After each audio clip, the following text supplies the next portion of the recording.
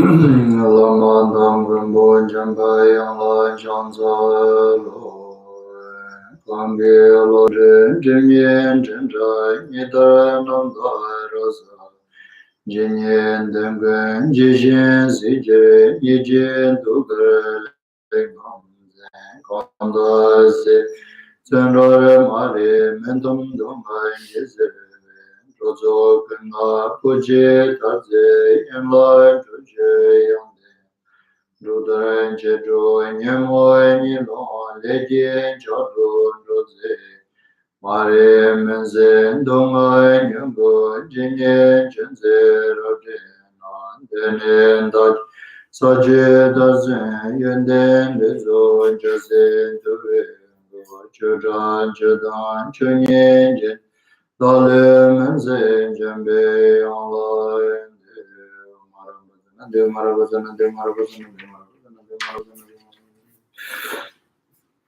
marabazana de marabazana de marabazana de marabazana de marabazana de marabazana de marabazana de marabazana de marabazana de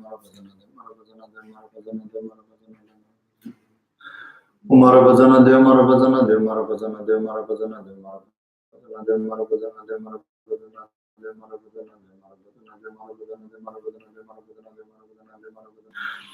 Umarabazana de Marabazana de Marabazana de Marabazana de Marabazana de Marabazana de Marabazana de Marabazana de Marabazana Umarabazana de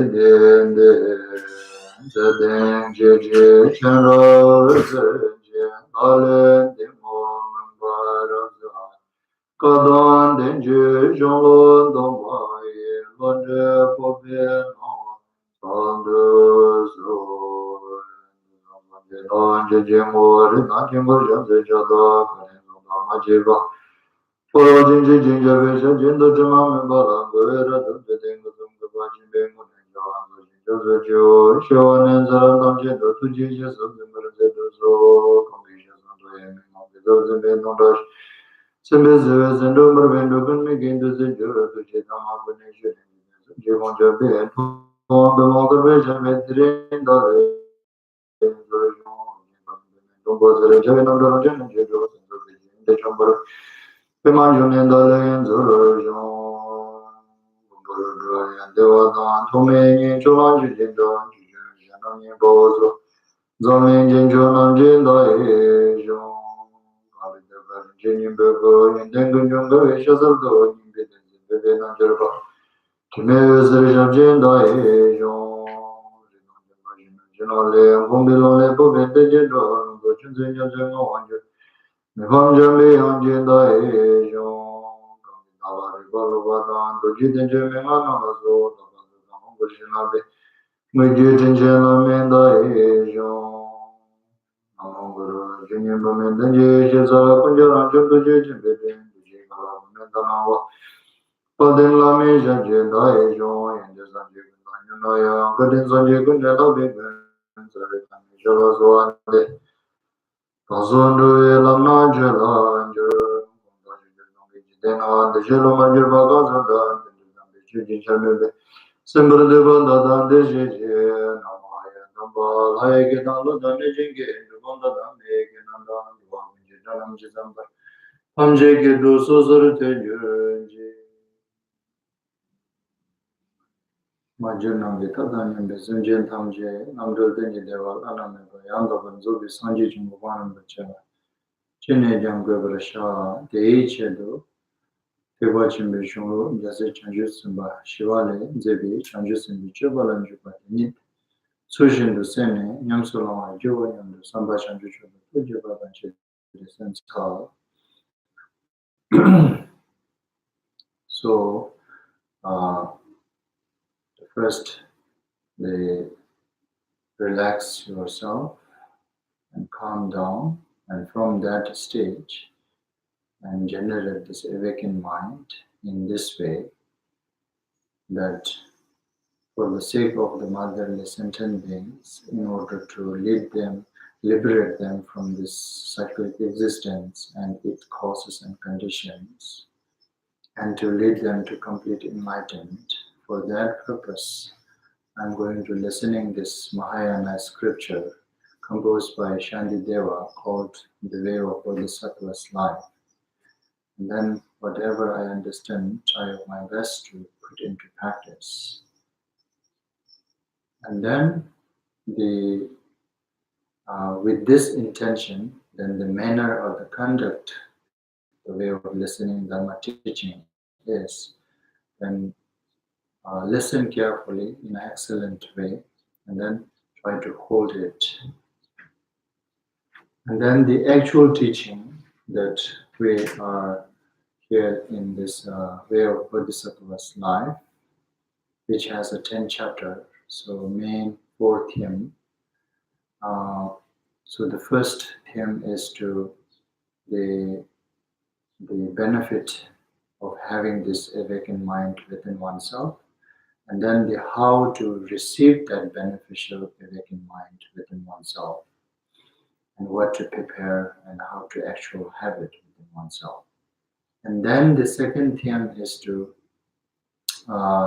in order to maintain that what we receive this Bodhisattva's vow, that what are the things that we needed, that we need sense of carefulness and then vigilant, and then the patience. So this is the second theme, that in one theme, that how to maintain that what we receive the Bodhisattva's vow.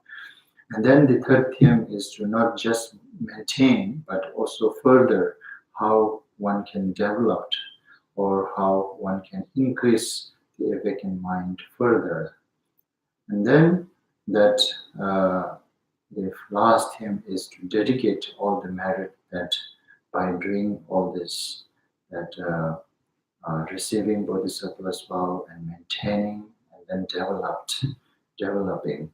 And then whatsoever merit that we accumulated by engaging into this practice, and then dedicating all the merit for the sake of motherless sentient beings. So these are the 4 main themes of this way of Bodhisattva's life.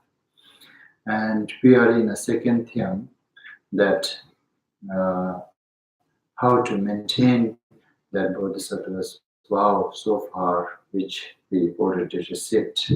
And then in order to maintain that, we need to have a sense of carefulness to not to transgress the Bodhisattva's vow.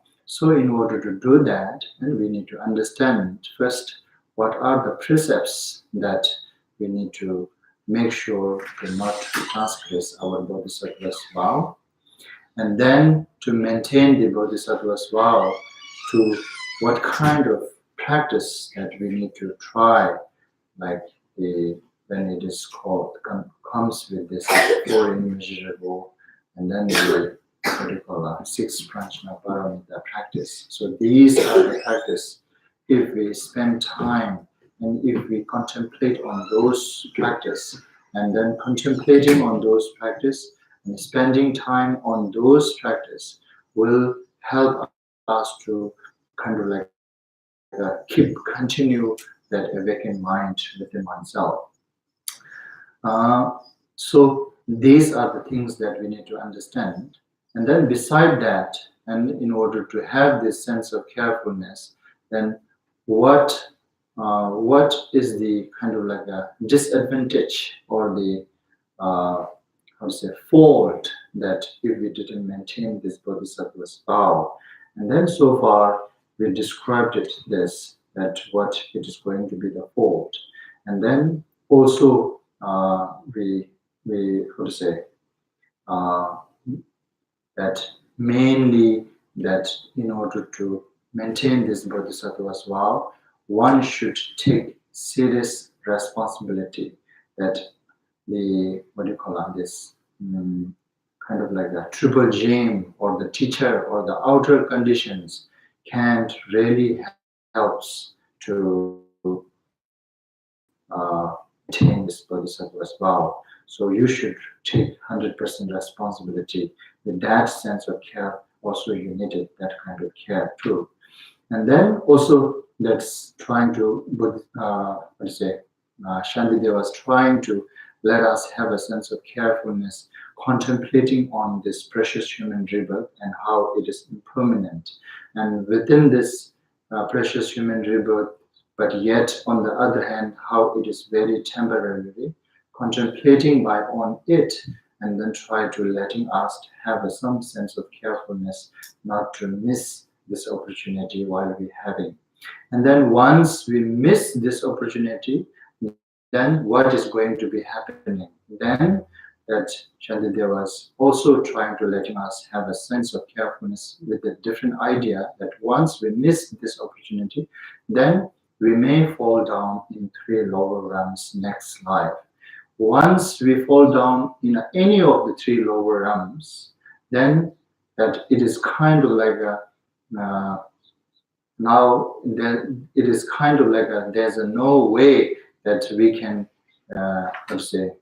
achieve again that kind of opportunity, that events and events, that it might take events and events, it might going to be a kind of like a forever, that as I said last time, that in accordance with the Kimbo kind of like the Gunpo, that Kimbo Gunpo, that in Bodhicharyavatara's commentary, he wrote it this, that now kind of like this, if we miss this opportunity right now, what we have, once we fall down in any of the three lower realms, and then now basically logically, if we contemplate, if we think that how those animals or those kind of like ignorant beings, how they spending their life, whole life, and then when we contemplate properly on how they are spending their life, then it seems that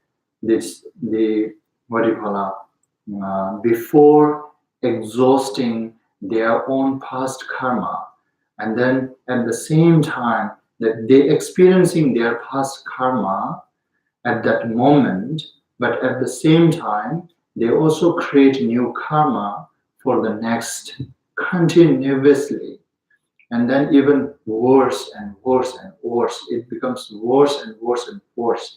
Then now accordance with his logic, that what he said is, I didn't found any solutions once we fell down in any of three lower realms. So if anyone can answer this, my or say, is there anyone that who can answer me, or is there anyone can tell me that how it can liberate it once we fell down. So which means actually now it is really kind of like a contemplating by on it. Then both this kind of like a Ayate, Shantideva and all those great masters, King Bhupinpal and so on, they are trying to let us have a sense of carefulness right now. So don't wait it. So you need to have a sense of carefulness to not to transgress this opportunity, not to transgress this Bodhisattva's vow, and that you one day, or say when we have this opportunity to be able to maintain, and this is something, it is not easy, and not saying this is something easy, but however, that being a precious human rebirth, having all these conditions and encountering with the Dharma, encountering with the Lama, and having all this, even the small temporary kind of like conditions, that having gathering all these conditions, that kind of opportunity is so kind of like a rare. So by letting us they are trying to letting us contemplate on those things, and then try to have a sense of carefulness to not to lose this opportunity by telling us once we fell down what will going to be happen in the future.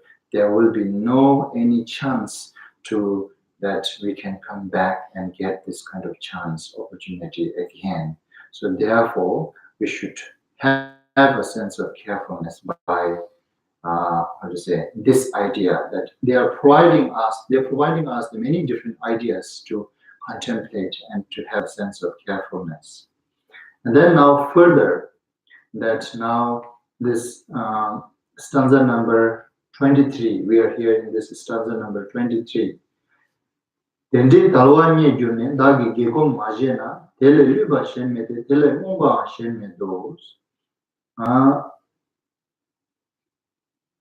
Okay, then now this stanza, this 23 stanza, it's that thus having found this moment of reprieve, if I now fail to train myself in virtue, what greater folly could there ever be? How more could I betray myself? Now, this stanza is actually Shantideva trying to explain that what do you call it? That he mentioned before this stanza number 15th and 16th. The 16th, you can just read this first two lines. That 15 full stanza and then the 16 first two lines. This is what it is talking about. Dendi talwanye june means first having found this moment of reprieve. This reprieve is actually the how to say Dendi talwanye june. Reprieve is kind of like a I don't know whether it is showing the capable or not. Does it talking about capable? Is this talking about capable? Reprieve. What is reprieve? Delay the punishment. Delay the punishment. Yeah, so it doesn't make sense here, right? Delay the punishment. Okay, actually, let me try to explain here. This is what it means. What Shantideva was saying here is that that kind of capable and is you found it right now.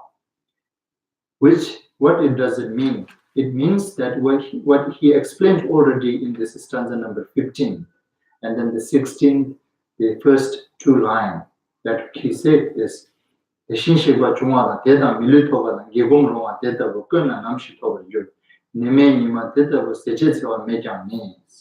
that you may look back to the stanza number 15, that the appearance of the Buddhas in the world, the true faith and the attainment of the human form, and aptitude for good, all these are rare. When will they come to me again? Today, indeed, I am hale and well. I have enough to eat, and I am not in danger. I'm not in danger. So this is what it is talking about. That kind of capability that you have found at this moment.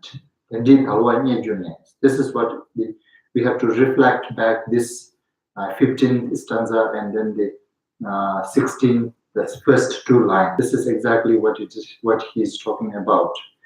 That kind of capability or is the precious human that you have found, which means you have all the capabilities, that we have all the capabilities to generally practice the Dharma, and then particularly the way of Bodhisattva's life.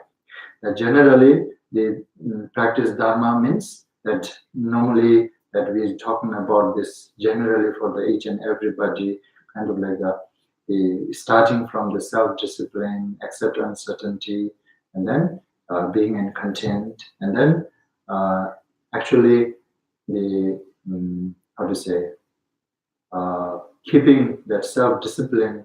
It involves that engaging into 10 virtuous actions. And anyway, so the kind of like a general Dharma practice is considering those practice. And then particularly here, this way of Bodhisattva's life, that which we described before, that either that accordance with the individual's capability, either one is holding the 1 precepts or 4 precepts or 20 precepts, that in order to make sure not to transgress one's bodhisattva's power. And then these are the things, these are the precepts that we should avoid. And then there's a training that we need to engage in, such as a 4 immeasurable practice, and then the generosity, morality, patience, and then diligent meditations and wisdoms. So 6 prajna paramita, 6 perfections practice. So these are the practice, or these are the things that we need to engage and we need to train on it in order to maintain this bodhisattva's vow, not to transgress. So this is what it is talking about here, that while we having all this, that kind of ears and capable, precious human rebirth we found, and we are very much capable to do all this general Dharma practice, and particularly this way of Bodhisattva's life or the Mahayana path. It's the same way of Bodhisattva's life or the Mahayana path. It's not different. That Mahayana, either we can call Mahayana practice, Mahayana path, or we can call the way of Bodhisattva's life, which means that the avoiding those, engaging into those precepts, and then involving or engaging into those 4 measurable and 6 perfections practice, engaging or involving or engaging into those practice. These are considering as the Mahayana's path. So when we contemplate one by one to all those precepts and then all those training, that right now having this precious human rebirth, and then founding all those ideas, and then when we contemplate, when we use our own intelligence or the logic, that yes, we have these capabilities, and compare with the other beings, like persons who have obtained this precious human rebirth. The precious human rebirth, Shantideva, as I told you, how he made it this very contained all those 18 quality into this main 3, that he said this in stanza number 15, that the Buddha appears in this world is the one main point from among this the 18 quality of precious human rebirth. And then having a faith in Dharma, that's another main key point. And then the what do you call it? And then having this, the how to say, free from all those 8 kind of like disadvantage, or the 8 different beings, trying to kind of like from the freeing right now from being a hell being, and freeing right now from the being a pretas, and freeing right now oneself from the becoming an animal, and so on, like that. Those 8, that means that having this precious human form, and top of that human form having faith in Dharma, and top of that having faith in Dharma, there's a Buddha who is turning the wheel of Dharma, that there's a teaching that maintained, how to say, remain right now, having all these conditions, and then plus that, how to say, that's what do you call that? And yet today indeed I am hale and well. I have enough to eat and I am not in danger. These are very temporary conditions. But anyhow, right now, at this moment, we have almost all these conditions. Now, this is what it is talking about, the stanza number 2. Thus, having found this moment of reprieve, that I don't know now, this reprieve is stench, I don't know how to understand. But I think better than reprieve, that here we be using, thus having found this moment of opportunity, kind of like, this is talking about opportunity, and this is talking about capabilities, that that kind of capability, that opportunity we found, that by finding that, if we how to say, failed, or if we not how to say, familiarized oneself within those spiritual practice, that particularly, as I told you, generally spiritual practice, particularly the way of Bodhisattva's life, or the Mahayana spiritual path, that right now we can make it familiar with those path, that we have that capabilities. But having all this capability, if we fail to make it familiarized oneself into those, then it is talking about that what greater folly could there ever be? How more could I betray myself? That now this is exactly it is talking about. If we missed this opportunity, that what we have right now, and then we have this capability that one can familiarize, or the one can how to say, one can make it habituated within those spiritual, one can make it familiarized within those spiritual path.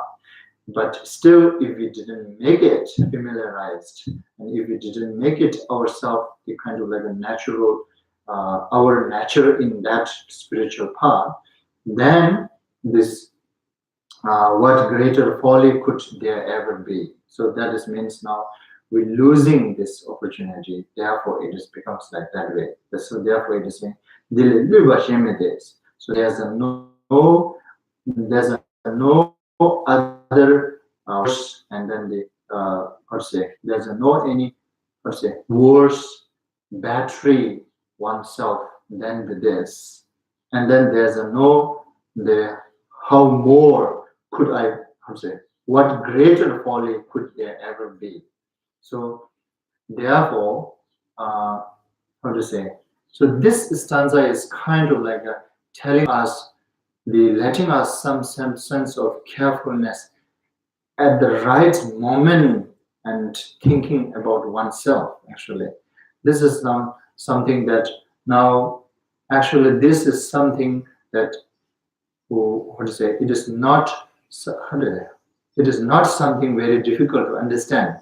But what we have to make clear, understand here, is that this is talking about, this stanza is talking about that since we having all this gathered, all this condition gathered at this moment, so contemplate yourself whether you have all these conditions or not.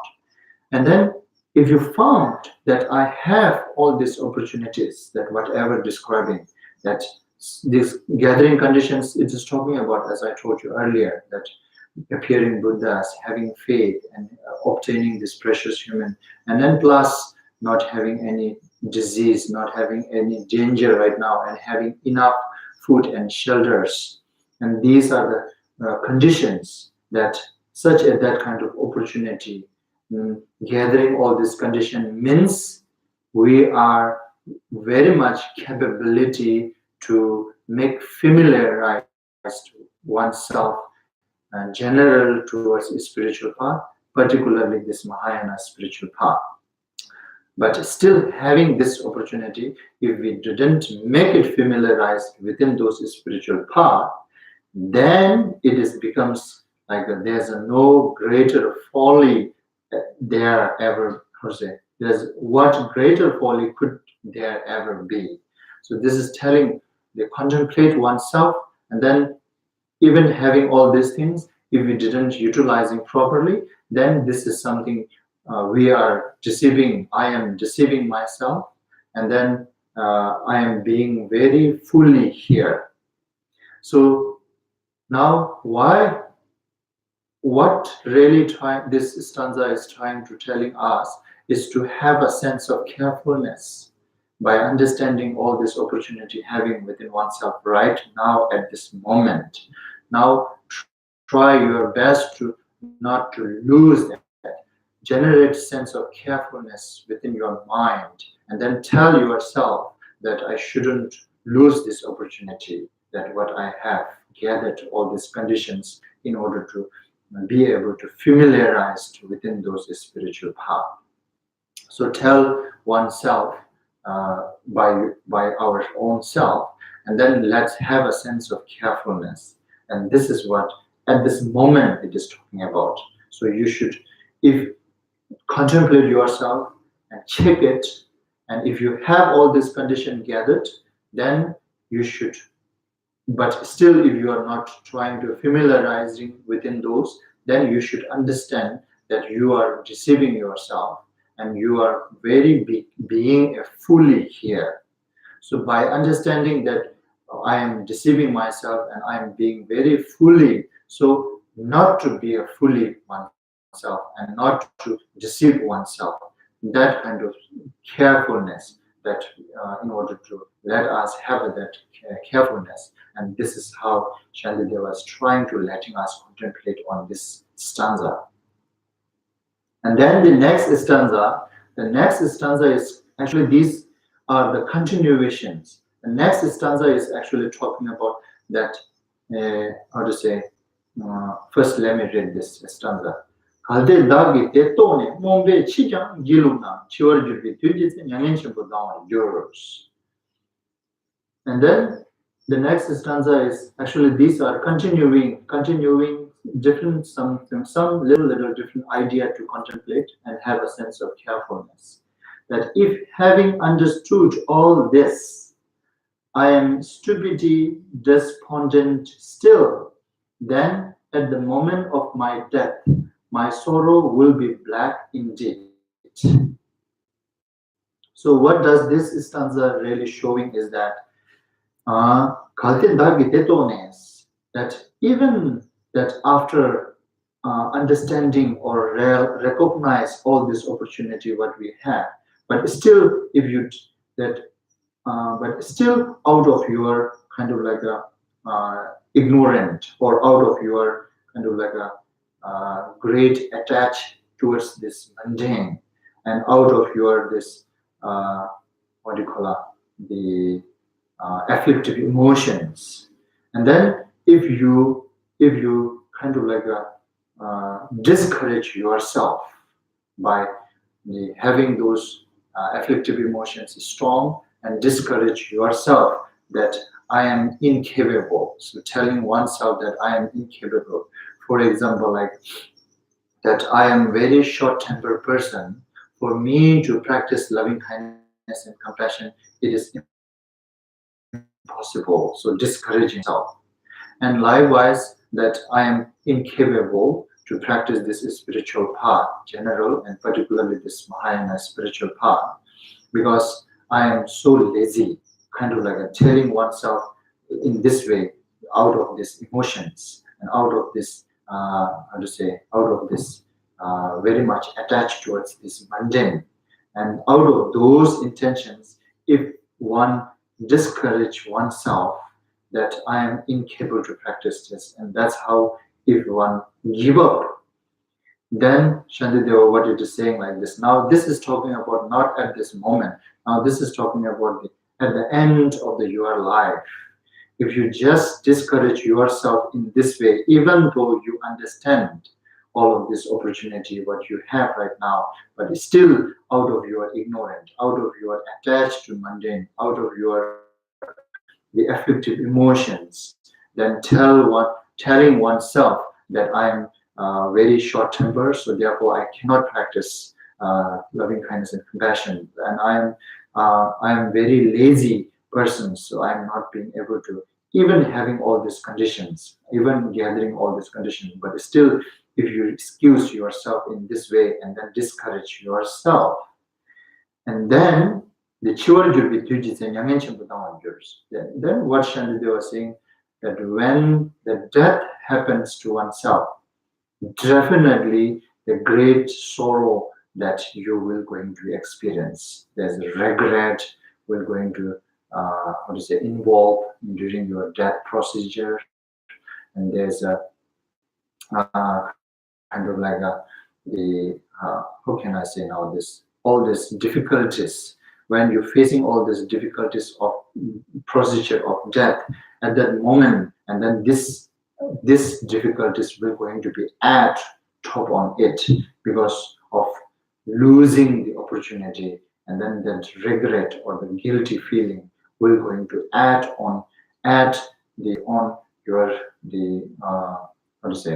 death procedures. So that is definite. So kind of like Shantideva was talking about this now. This is kind of like a definite.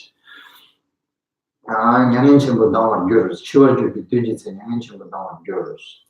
then now, really what Shantideva was trying to letting us have a sense of carefulness by this stanza is that even contemplating on at the moment, not trying yourself to familiarize within those spiritual is something you are deceiving. One deceiving oneself, and one being a very fully, and one being making a very wrong decisions. By understand all those oneself being a fully, oneself deceiving and oneself making a very wrong decisions, and letting us understand that, and then try to let us generate some sense of carefulness. And also top of that, and then now Shantideva was also saying, but not only that,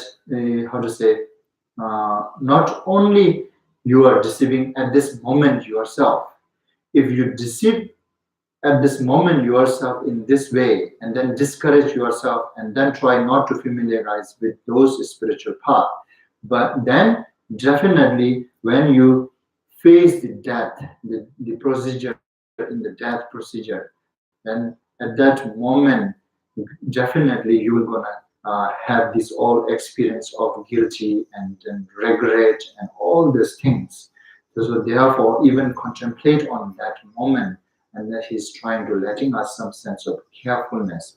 If one doesn't want, if one wants to die in a very peaceful way, if one wants to die in a very smooth way, then what is the method that makes us to die in a very smooth way and peaceful way is to engaging into those spiritual paths, and then making familiar with those spiritual paths is the method to even for the peace of death and even for the smooth of death.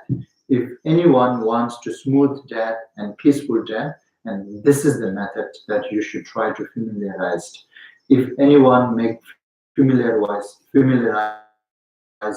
within those spiritual, they can have all this experience of peaceful and smooth death too.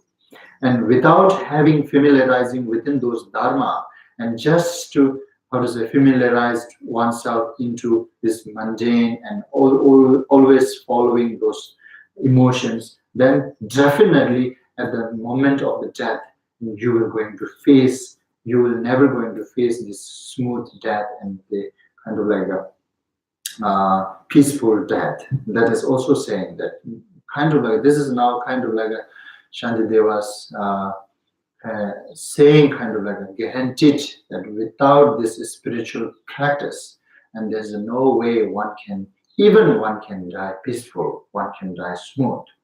And anyone who wants to die smooth and peaceful, and this is what you need, and this is what you should try to familiarize. If one can familiarize with that, and even at the moment of the death, you can also have a peaceful death and smooth death too. And by telling this stanza is by even that who wish to die smooth and peaceful way, that also need to have that sense of carefulness to try ourselves best to familiarize with those spiritual path, that what we gone through before that, as I told you, generally all this dharma practice, so which means that avoiding those 10 non-virtuous and engaging into 10 virtuous actions and accepting uncertainty and being content, and these are the things, general dharma practice. And then top of that, and then this particularly talking about this Mahayana path or the way of Bodhisattva's life, which means those avoiding those precepts and engaging into those 4 immeasurable and 6 perfection practice. So this is it.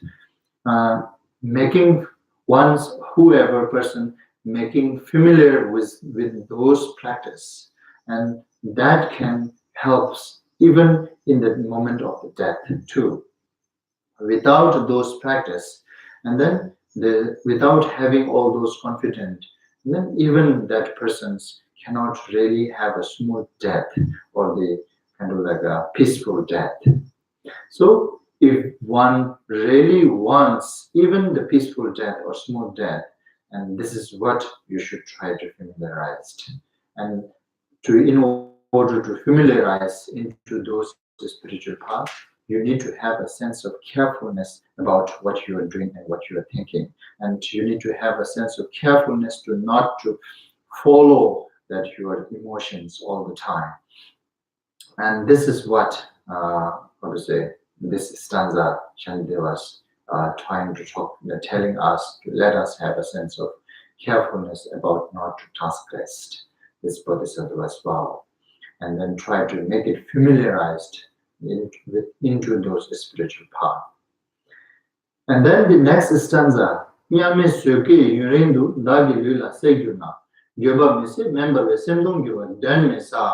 now, and then now this stanza is talking about future life.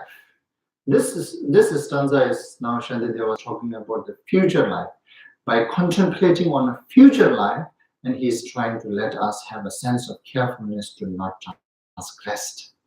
Then now how it is talking about future life, and then this stanza number 25, that and when my body burns so long in fire of hell so unbearable, my mind, there is no doubt, will also be tormented, burned in fires of unendurable regret. Now, this is okay. Unendurable, is it? Unendurable. Stanza number 25. That's unendurable. What is unendurable? Unbearable. You see? Unbearable. Unendurable. Okay. So now this stanza, what Shantideva was trying to let us contemplate, that this 3 stanza is kind of like a very much related each other. The first stanza means stanza number 23. It is talking about at the moment. You should contemplate yourself at the moment, whether you have all these conditions or not. If you have all these conditions, but even you are not trying to familiarize with yourself within those spiritual, then that means you are deceiving yourself, and that means you are being fully yourself. And then now second one, and if we be fully oneself, if we deceive ourselves, then what will going to be happen? Consequences. But this is still talking within this life.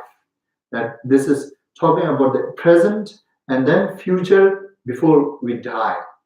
And now this third stanza is talking about future life now.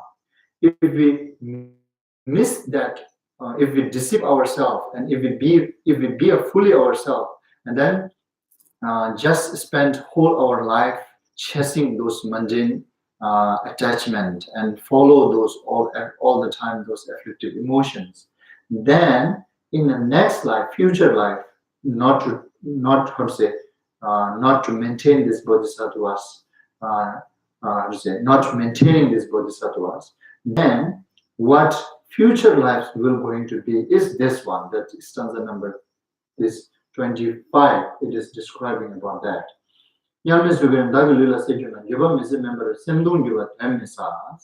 Then definitely that transgressing your this bodhisattva's vow, and then not having any of those spiritual practice in your life, which means that you will going to only have a lot of bad karmas, which means definitely you're going to fall down in the hell.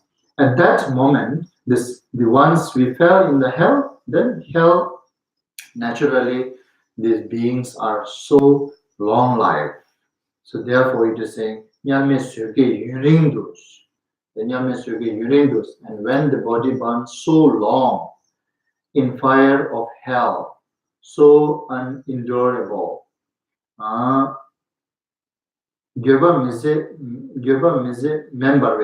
that moment, you will definitely going to regret by not taking all those advantage when you have this all advantage, but not taking those at all advantage, you will going to guilt, and you are going to have a great deal of regret.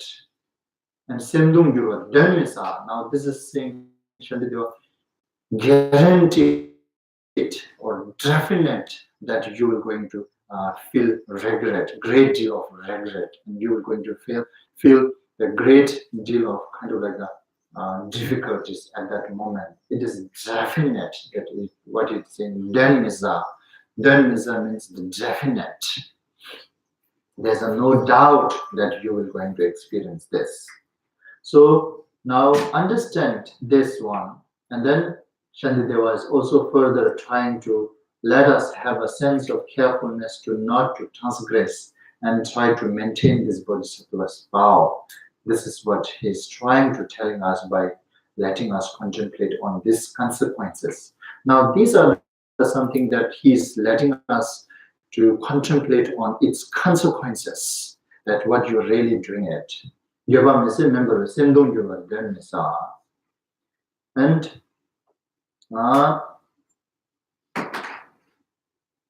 so that's how this three stanza, 23, 24, 25. It is the first one, first 23, it's talking about at the moment, if you're doing that way, if you're missing all this opportunity, and this is what you are being, so you should be careful. And then the second or the 24th stanza, and still even understanding or recognize all these things, but still out of this mundane attach and out of this afflictive emotions, if you discourage yourself, then definite when the death happened, you will going to have a big, problem. That is also definite. And then contemplate on that, and then in order to avoid that difficulties of death, and what you should do is to try to make familiarize with those practice. And then also further, if you don't make it familiarized with those spiritual, and then try not to maintain this bodhisattva's vow whatsoever we received so far, and if one carelessness let it transgress it, then what consequences will going to be for oneself is that definitely it will going to once will going to fall in hell. Then at the time is so long, you are going to experience the what to say, burned our body by this hell fire. At that moment, that definite that one will going to experience, and one will going to have all this great deal of regret. So therefore, if you don't really want, if one really don't want to fall into the lower realm, especially in this hell realm, and if one really don't want to burn by all this fire, hell or fire of the hell, and if we don't, if one really don't want to feel great deal of regret and great deal of suffering for the long period, then what you should do is to have a sense of carefulness rather than carelessness in your life right now. You have to have a sense of carefulness, and then try to maintain this bodhisattva's vow, and try to make familiarize oneself into those spiritual into those spiritual, particularly this Mahayana path of 4 immeasurable practice and 6 perfection practice, and try oneself to familiarize with those practice. If anyone make it familiarized with those practice, then this is all kind of becomes regardless for that person. So no need to worry about all these consequences.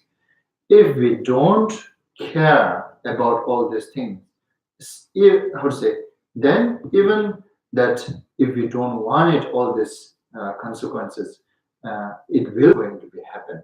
So right method or the right way of avoiding all these consequences is the making familiarize oneself into those spiritual while we have all this gathered, while we have all this condition gathered at this moment.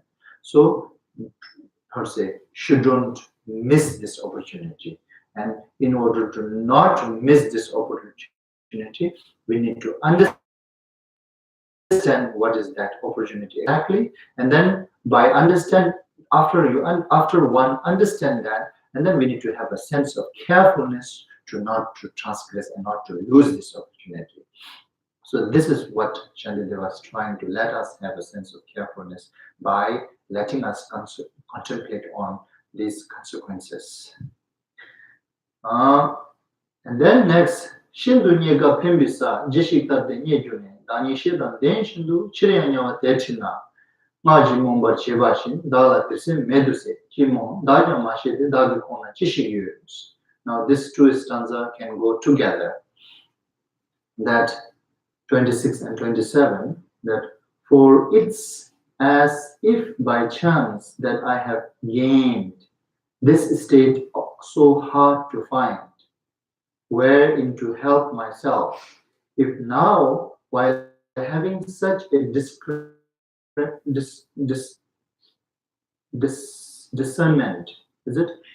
Discernment, discernment, I am once again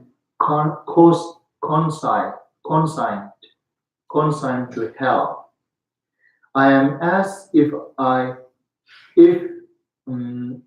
benumbed by sorcery, as if reduced to total mindfulness. I do not know what does my wits. Oh, what is it that has me in its grip? It's in its grip.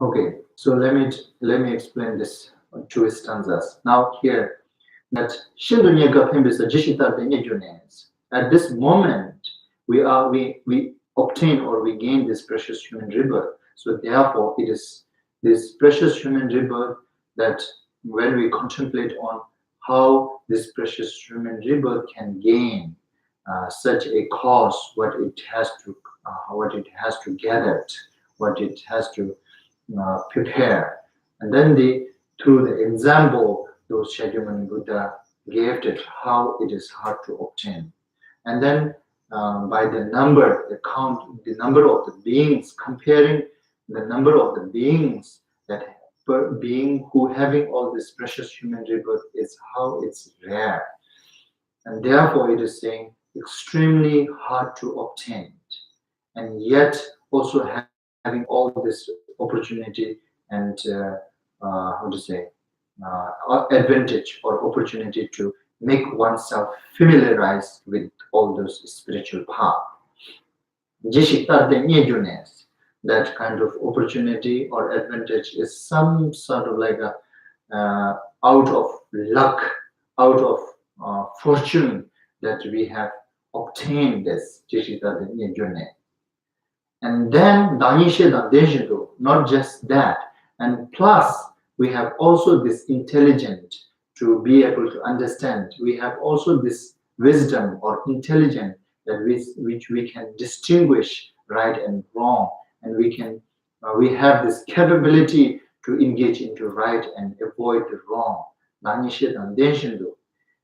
Even having all this intelligence, even having all these capabilities, but still, if you care less and then follow just your affective emotions and follow your attachment towards this mundane, if you just spend whole life you are in this way, which means you are leading yourself again to the hell. If anyone doing that, having understanding all this opportunity and having all this capability and having all this intelligence, but still, if oneself leading oneself into the hell realms, then what Shantideva was saying is that now, even not being able to have a sense of carefulness, then either oneself it is ignored or they dumbed by the mantra, some sort of like a black magic that dumbed your mind, and then you are not being able to familiarize yourself with all this spiritual path, or you may don't have mind within yourself. Now the same Medu says, or we may don't have a conscious. Either you are kind of like a deceived or dumbed, you are conscious by black magic, or you don't have mind at all, you don't have consciousness at all, you don't have intelligence at all in your in yourself. Now, if not any of these two cases, then now I don't really understand, by understanding all of this, even why you are not being able to have generate a sense of carefulness. Now I don't really get it. Either you don't have a mind, therefore you are not being able to generate this sense of carefulness, or you may deceive or may dump your you may dump your mind by this black magic. Therefore, you are not being able to have this sense of carefulness. If not that there's any of this case, if you have mind, if you have consciousness, if your conscious is not dumbed by black magic, but still if you are doing this way, then Shantideva was kind of saying that, oh, now I don't know why you are so ignored and why you are so dumbed, that not being able to generate sense of carefulness. And now you should really contemplate yourself, that what really have in your mind, in your body. Now this stanza is actually Shantideva's kind of like a tricky here. He's saying that either your conscious is kind of like dumbed or dull or overpowered by black magic, or you don't have conscious at all. If not any of these two cases, then but still not being able to have a sense of carefulness and not trying to familiarize with yourself within those spiritual, that even you are not doing all these things, then I don't really understand why you are not being able to have a sense of carefulness, why you are not trying to why you are not trying to familiarize yourself into those spiritual path. Now you should even more careful to watch your own mind, watch yourself. This is not actually Shantideva saying,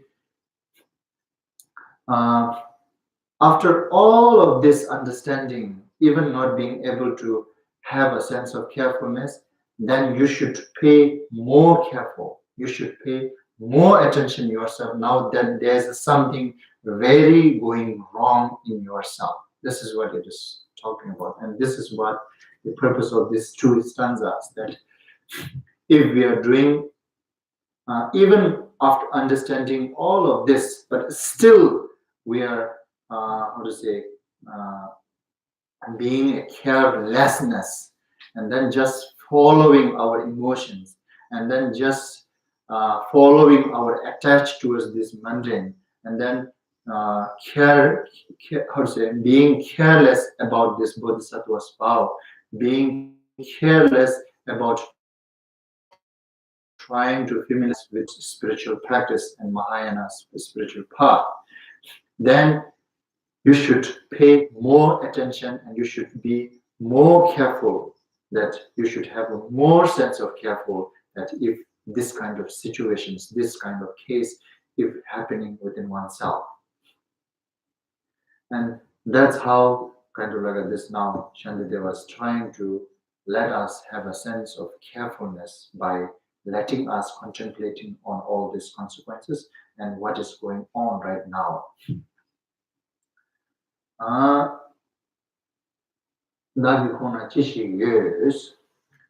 So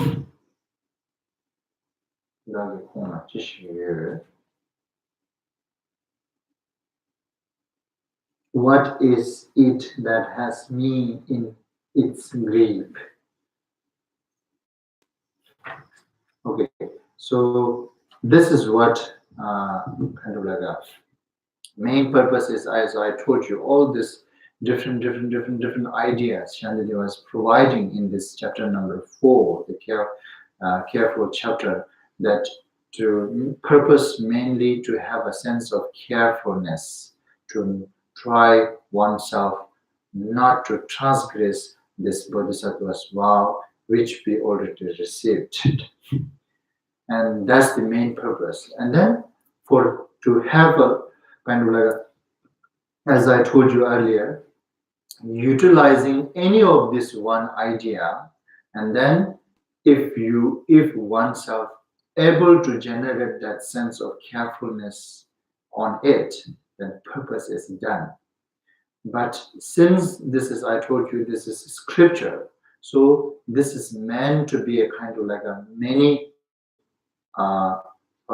follower. So therefore, and also being a scripture, it has to have some sort of like a many different antidote or the many different idea how to deal with those problems that which we are having, lacking of confidence and lacking of carefulness, and how to remove those lacking of carefulness, then providing many different ideas, letting us contemplate on all these different ideas. The main point is to have a sense of carefulness on this spiritual path, particularly in this Mahayana spiritual path. And then now from here, this stanza, Shedam seso janani kanglala so yeminla, pazam minya jishita tedan gita drension ches.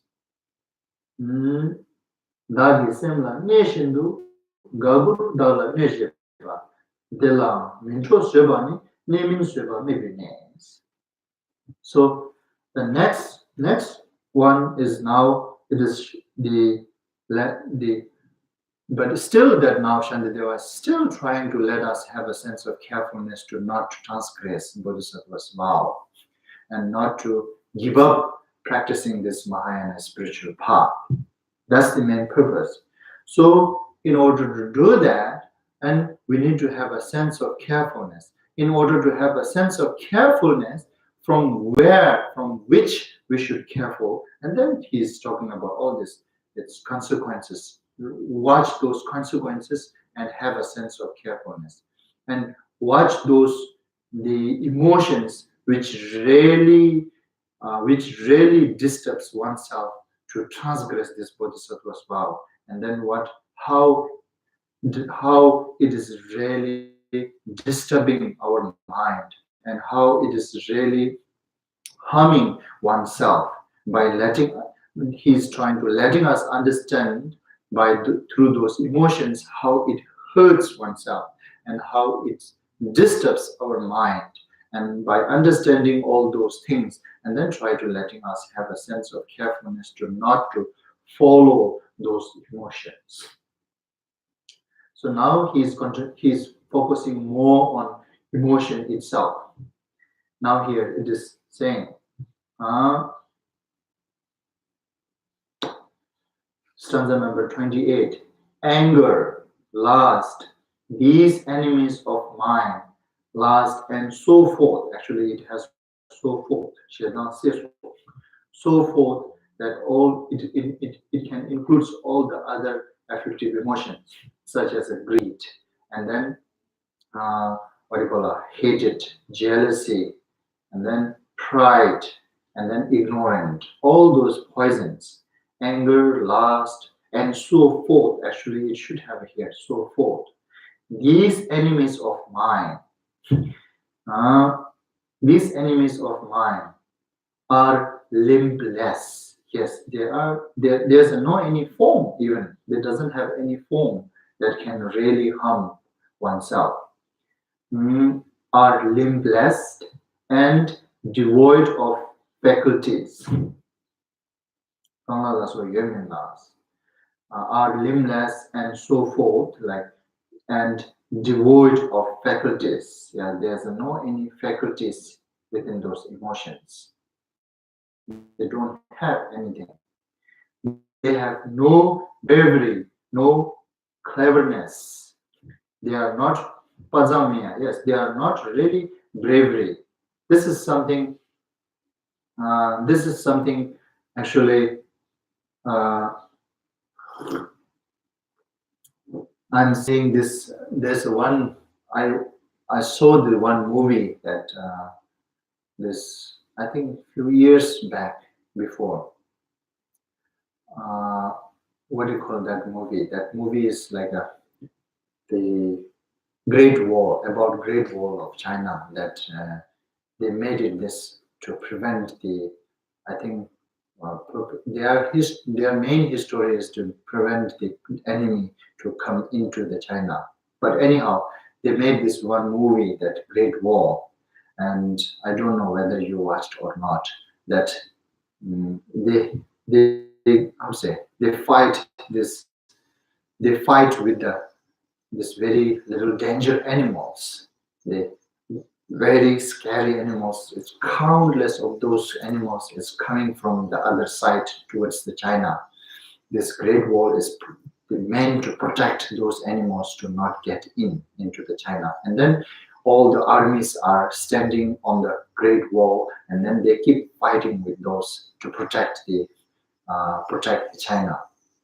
And then they keep fighting, they keep destroying those animals, keep killing those, and the animals kills the army, they kill each other. And this endless, it is kind of like a going on. And then, however, the final, actually, I don't know whether they made this movie to people to understand in this way or not. But what I really understood through this, exactly that what Shantideva was saying, it is kind of like this poison, these affective emotions itself is, they have no bravery. There's no bravery and no cleverness. This is why I'm trying to tell you here this one. The main, that if you watch that movie, then you may become you may become very clear that what I'm talking about. But if you didn't watch that movie, then you may not understanding what I'm trying to tell you here. And anyhow, this interesting, very interesting movie, that one. And then at the end, let me conclude here. At the end, this one animal somehow they catched, and then they bring that to the Beijing in the center, China. And then now that mistake, this animal have that sense wherever they are, they can signal each other. If as long as they are aware, they can give signal each other. Then when they get the signal, they will come wherever they are. And they made this one mistake to bringing this one animal to inside the China. And then after a while, he wake up. Actually, he's fainted. They give some injection faint, and then they take him to the China to test what is going on. And then, but later he that faint is fade, and then he aware, that animal aware. When that animal aware, then he gives some signal. When he gives some signal, and rest of the animal getting it, his signal where it is. Then all the animals turning their way and then going towards the Beijing, the center of China. And then they have a very big trouble in there. And then the one good thing is that also that mother who's producing all these animals, very dangerous animals, she is also going towards that center. And then now, however, they find the main source of all these animals. Basically what I'm trying to say is that main source of all these very dangerous animals is the one queen. There's the one queen, and then that queen is her job is to produce this animal, deliver this animal, give birth animals continuously. And in order to give continuous that birth, and she has to eat and feed well. And then this animal, they themselves feeding her to be able to give birth all this animal. But herself is very weak. She even cannot move properly. And that is something like our emotions, ignorant, the main source, this ignorance, right? Itself is very weak actually. But it is producing all those hated, desire, lust. These are very dangerous animals, just those branches animal. But where it is really coming from, the source itself is very weak and not really bravery and cleverness. No cleverness. This is what it is talking about. And then finally they got the point, that queen. And then they somehow they are able to kill that queen. When they killed that queen, then all these animals is automatically just die. That is something like here. Why I'm telling you here is this Shandideva, and through this movie, that what I got, it's like, oh, that is really true. Our real ignorance is just like that. It is very weak. It doesn't have any power. It doesn't have any kind of like a storm, rather than just producing all those emotions. Then if we're able to kill that ignorant, which is very weak, it is not so difficult to kill actually. If we're able to kill that not difficult one, then rest of the other animals just automatically die.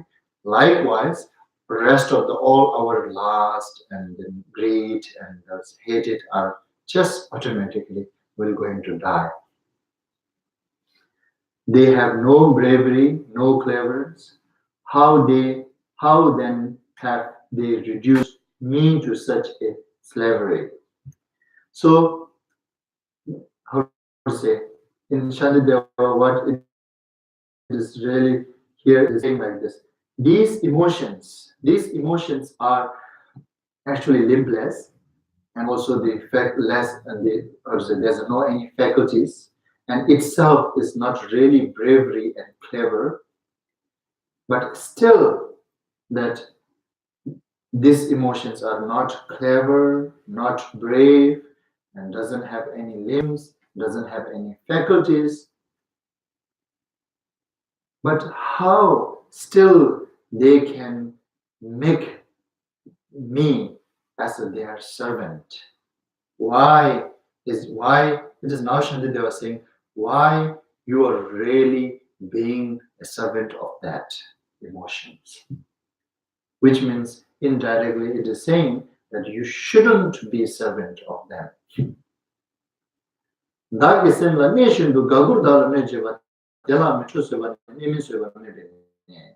So now here, this second stanza is, and also on the other hand, all these emotions, they are just dwelling or reciting within my mind, and then staying within my mind, and then with the happily humming to me. And then now this is some sort of like an example. It is like this kind of like a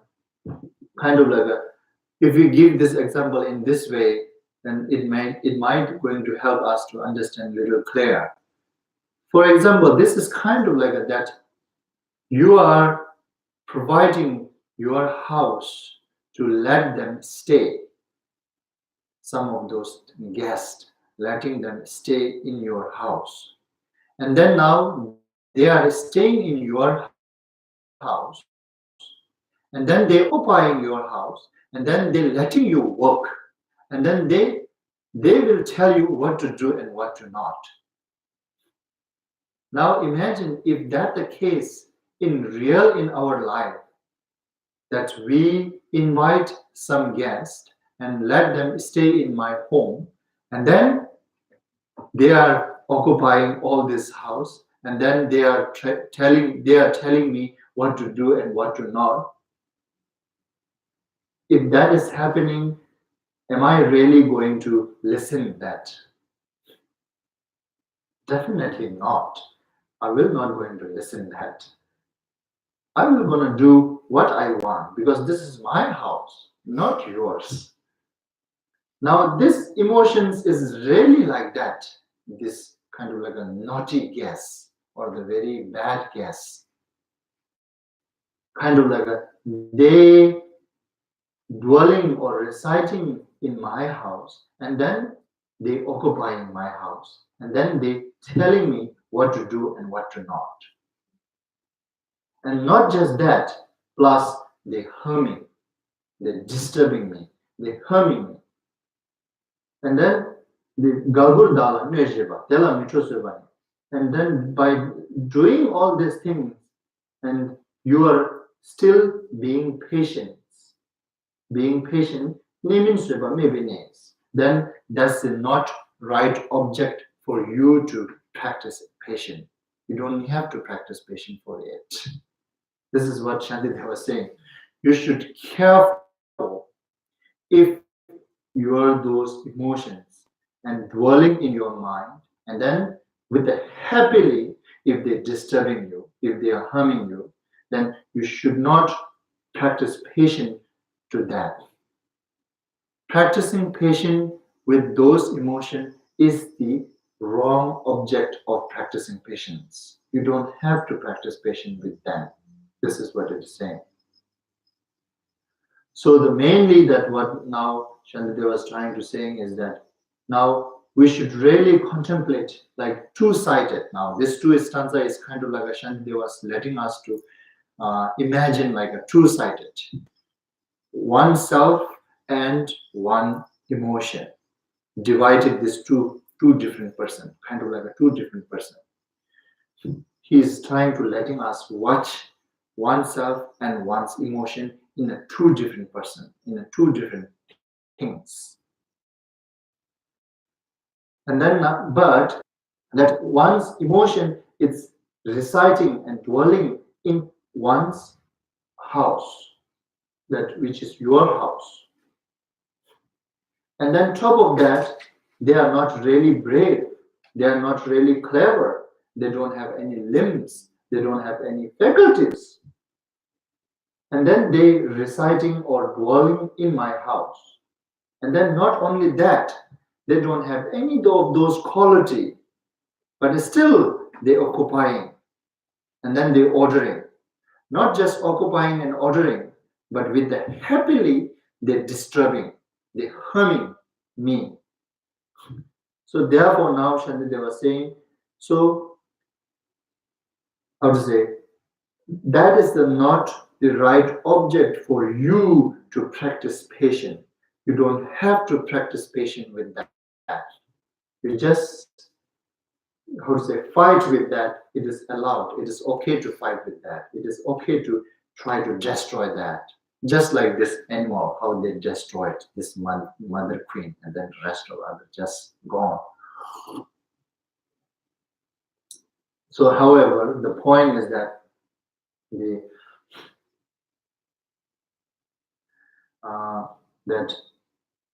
Shantideva's this two stanza is letting us imagine these two different things, and then careful to watch, and then how those emotions are reciting or dwelling in within my mind, and then also disturbing and harming my mind, and contemplate and think about that, and then you should have a careful to not to follow their order, not to obey them, not to obey them. Now, this is something that you should generate a sense of carefulness to not to obey, and this is something really your enemies that you need to understand. There's no any other enemy than this itself.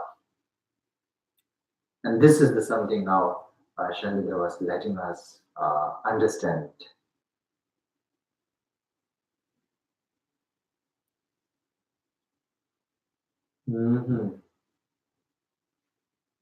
And this two stanza is actually also Shantideva was trying to letting us understand how those emotions naturally, generally harming oneself, and they reside within oneself, and then they happily humming, just humming. And this two stanza is describing how just those emotions, if you obey them, and how they will going to disturb you, and how they will going to harm you.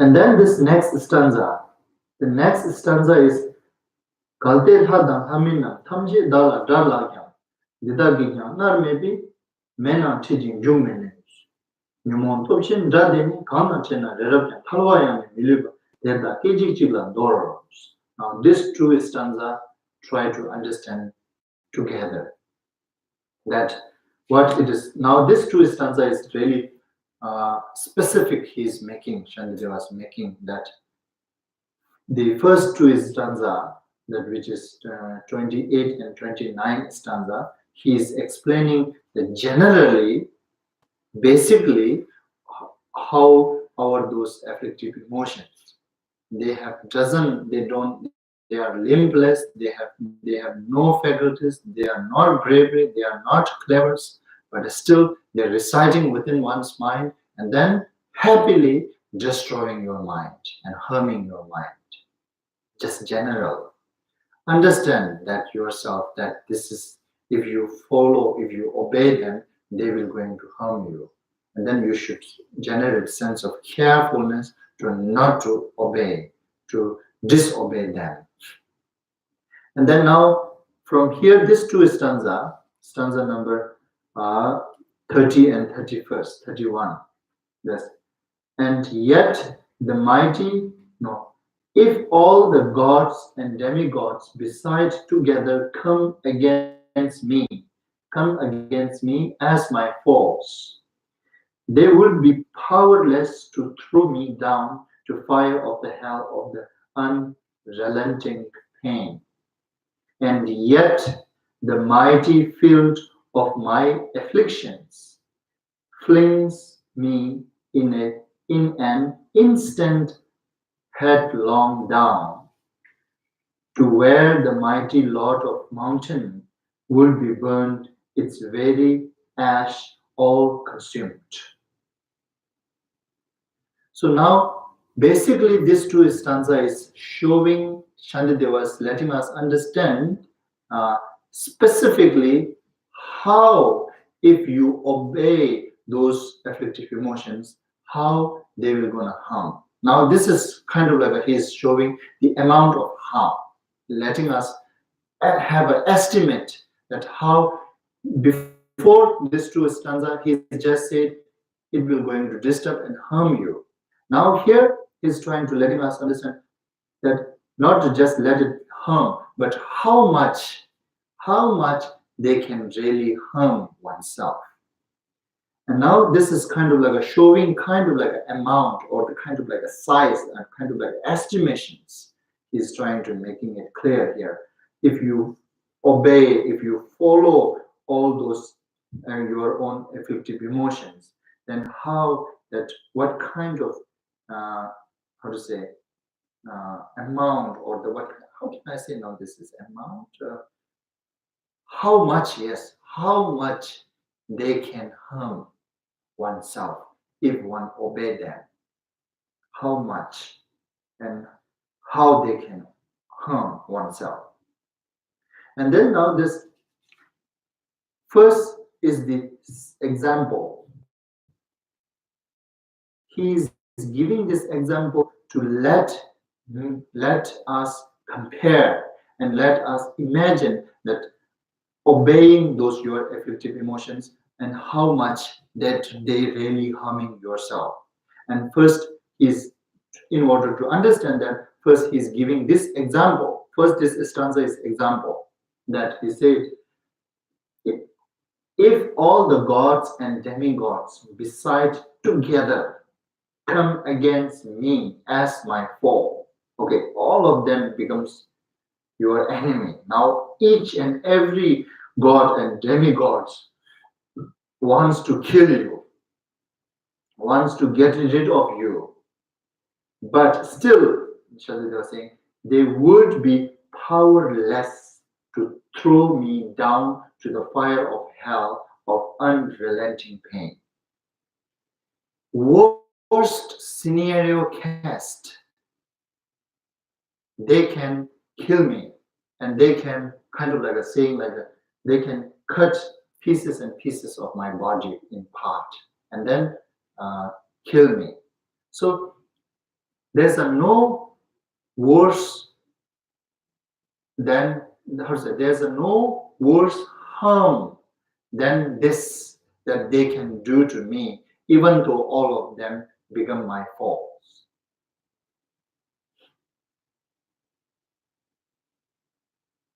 So now, okay, it is like that. In a human, there's a no greater suffer than dying. And then now not just dying, but also killing by somebody. Natural dying and killing by somebody. Even let's say in a killing by somebody in a very torture way. In a very torture way. And that there's a no any worst suffer or the worst difficulties for the human than this. One's own enemies killing oneself with a very torture way, and there's a no any worse and any bad harm than that. Now this is Shantideva's putting the worst scenario cast in a human what you can experience by getting killed by your foe with a tremendous torture way. But yet, even though they can do this to me, but yet they would be powerless to throw me down to the fire of hell. Yes, that really that you are for cannot do that. And yet the mighty field of my, now this next stanza is the meaning now. Next stanza is the meaning that what it is really saying. Mena teaching Germany. Nyomon topchen dadini, kanan chena rab tawayani miluba terda kichichila doors. So now this next stanza is the meaning. God and all the demigods becomes against to oneself, and then they become they become false to me. Example like God and demigods here, the meaning comparing with these afflictive emotions like hatred, lust, greed, and all those emotions.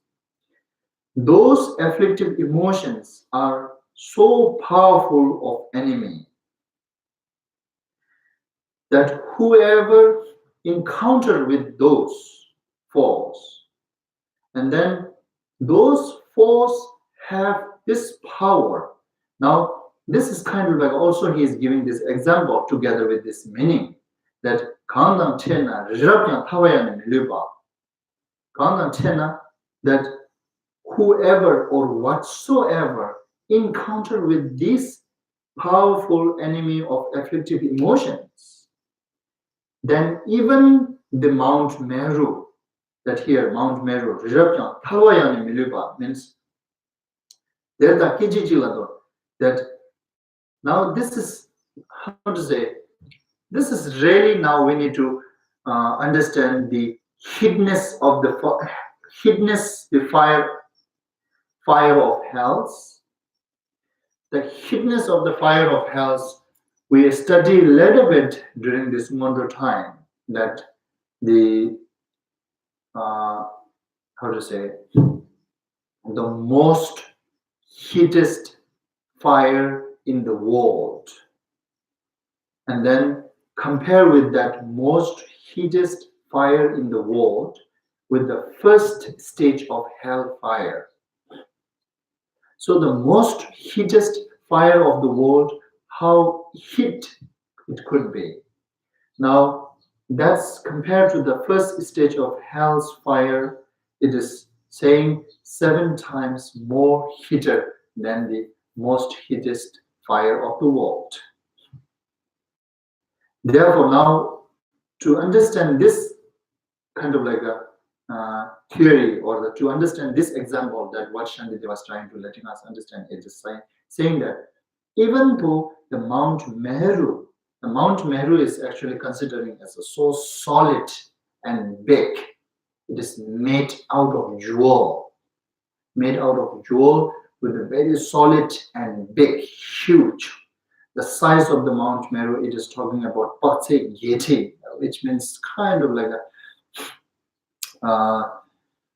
how can I say now, this Patse estimation is accordance with the Tibetan way, that one Patse, so the Patse almost has the 6 kilometers, one Patse almost has a 6 kilometers, approximately 6 kilometers. Now, Pakse Geti means 80,000 Pakse. 80,000 Pakse. Now, we need to multiply this 6 kilometers into 80,000. 6 kilometer into 80,000, then 80,000 times 6 now. 80,000 times 6, how much it becomes? This is talking about the tallness of Mount Meru. Tallness of Mount Meru, that tall and high. And then now even that solid, big, huge Mount Meru, if that Mount Meru fell in a hell realm and it is touched by the fire of the hell, immediately it will going to burn and become ashes. Now, this is what Shantideva was trying to telling us here is, if that the case, this our really tiny body and very soft flesh, it is no wonder that we'll be able to stay even an instant in a hellfire, with the hellfire, which is kind of like a showing it is unbearable at all. That's really trying to show us here.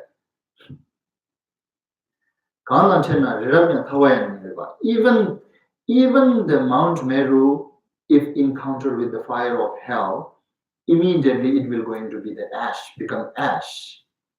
That kind of heat, danger, hell runs, that if one encounter and obey those afflictive emotions, and they will going to fail you to that realms, which even cannot throw you by your greatest enemy, greatest foe.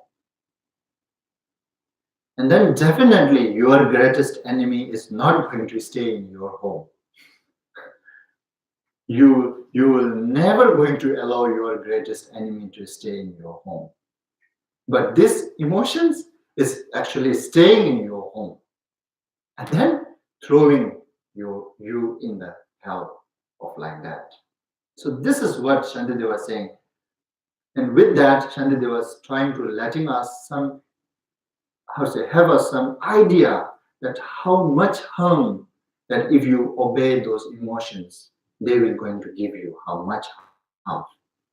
That harm cannot compare even the worst senior's case of dying in the humans with the great torture and traumas dying cannot compare the harm that which we were going to get by following that emotions, afflictive emotions.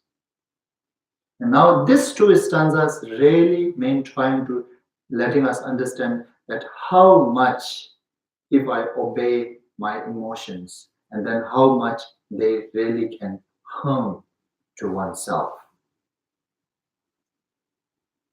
So therefore, understand this, and then Shantideva is still trying to let us have some sense of carefulness about not to follow or not to obey these afflictive emotions.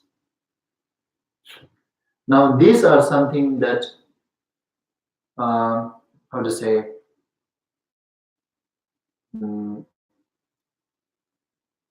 we need to think again and again, contemplate again and again all these meanings. And that way we can really have a firm carefulness. Otherwise, that when we listen, when we heard all these things, at that moment we may have a sense of carefulness. And then later, if we don't remind ourselves again and again, if we don't contemplate this meaning again and again, then we might going to forget this. And then when we forget that, and then our sense of carefulness will going to fade again. That mistake actually quite often happening to us, that when we are not being able to remind ourselves that with the mindfulness, when we don't do the mindfulness, then this kind of like sense, it is even though right now we can get a little bit by contemplating these meanings, but not maintaining this with the mindfulness, and easily can get faded. And then it is also a fact that whatever that we think most, and that mind will going to overpower our mind. And that's the way of practicing actually. This is it that we should try. That just therefore it is saying understanding itself is not going to help 100%. Understanding is the starter. Yes, we should, in order to start, in order to practice, at first we need to understand. Without understand, there's no practice. But after understand, the main practice has to do through the reminding again and again, contemplating again all in these meanings, and then try to overpower our own mind with those meanings. When we overpowered our mind with those all meaning, then it can really affect and help to reduce and press our emotions a little bit down. If we don't remind those again and again, that and sometimes we can press and sometimes it's overpowered. So now, what do you call it? So that's the how we need to understand that whatever we think most, it will going to overpower our mind. So now these are the ideas that which Shantideva was providing, that they themselves and then practice those, and that's how they reduce and eventually they able to get rid of those emotions. Likewise, and they are also hoping, and then they are also trying to let us have some sense of kind of like an idea that to what we need to think, to how we should think in order to reduce those, in order to press those down, in order to lay this, lay those law, and what we should contemplate and what we should think. That we human actually, yes, we need some sort of like a job. Without letting us think, then that if we say, oh, you shouldn't think anything, that itself is the great antidote. Actually, yes, it is fact. But since we are so habituated and familiar with the thinking and doing something, and therefore it is better for us to have some sort of like a task or some sort of like a things that we need to think and we need to try and we need to do and we need to contemplate. So in order to have some sort of like a task, and then these are the tasks then that they are providing, that you should contemplate in this, contemplating on this, that when we think more and more about those things, it really can help to kind of subside slowly to make it less and less and less. That really affects in that way. These emotions are something that it is not easy to get rid of from its root, because of because of strong habituate, because of strong familiarized. But however, we need to keep sense in our mind, no matter what, regardless. However, this is something I should try to avoid and I should try to get rid of. That sense we need to keep deep in our mind, regardless what, no matter what. That kind of keeping that kind of sense is the keeping the seed of the spiritual path, and then never going to depart from this spiritual path by having that sense in deep our mind.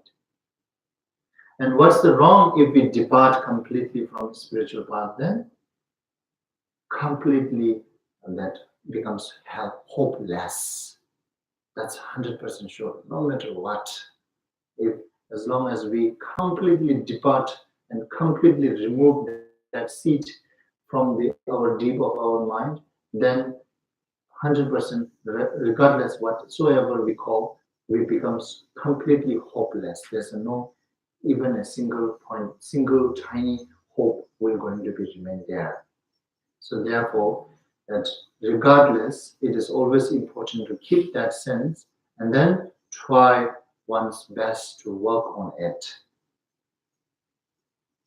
Okay, so the mainly that here again Shantideva is trying to let us have a sense of carefulness by letting us measure the harm or the how much that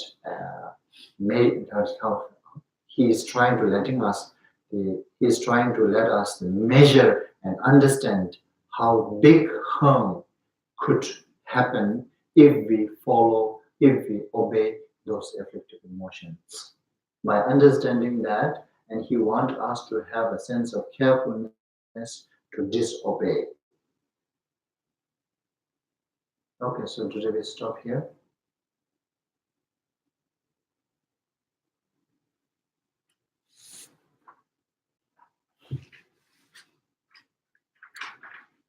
Dojilama, you understand? Little bit.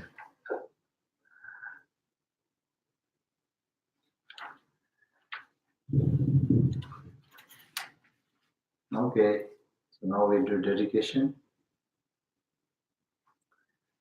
Sunam de thamje zebani, thomne nyebe dranam thamje ne, shega nanji walon chubai, sibin solen roan rovajo, jamba bave jidara kembana, kundo sambo deyan dejinde, Veda quindi Gesù dallo Gewan di da tamje rabdumo Gewan di Sheope Sunam Yeshe Tozone Sunam Yeshe Legione Hamba Kunyin Paparasho Sanje Kusum Nyebe Chimlanda Chunyi Minjur Dembe Chimlanda Gendin Meje Dembe Chimlanda By